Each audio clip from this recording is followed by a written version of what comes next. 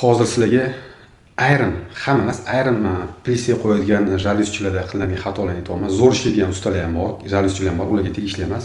Ba'zi birlarga maslahat, keyin uy egalariga ham bu narsani tekshirib olaylik, iloji boricha etiklar bo'lganda. Men sizlarga plisiyada nima bizda ko'proq muammo bo'layotgan borsak, jalyuzda muammo bo'ladigan joylarga boramiz, ko'ramiz.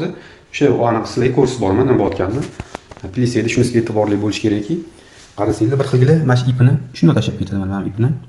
Mashdan shunday kesadi, bo'ldi, shunday kesadida bo'ldi.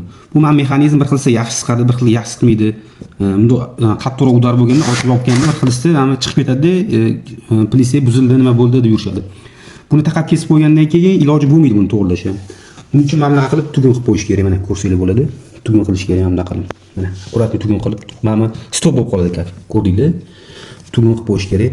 Shunga e'tiborli bo'lish kerak. Kimlardir qilmayotgan bo'lsa, shuni qilinglar. Biz borgan joylarda shunaqa muammolar bo'lyapti. Shuni to'g'rilab beringlar nima bo'ldi. Ipini taqab kesib qo'ygandan keyin uni yana ozgina muammolar bo'ladi, boshqa bo'ladi. Boshqatdan qo'ydirib, nimadir qilib bo'lsa. Shunga e'tiborli bo'lasizlar.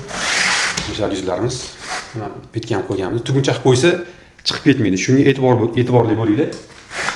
Endi hammada bir bo'ladi. Biz ham kimdandir o'rganamiz, bizdan kimdandir o'rganadi. Xatolarimiz ustida ishlaymiz doim. Bilmaganlarimizni so'rab bilamiz.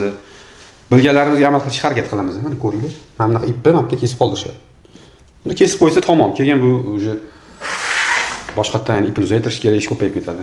Shunaqalarga tekshirib olsanglar, yo'q kelganda shularni tuguncha qilib qo'yib yetsanglar, hamma zo'r bo'ladi. Charchamanglar.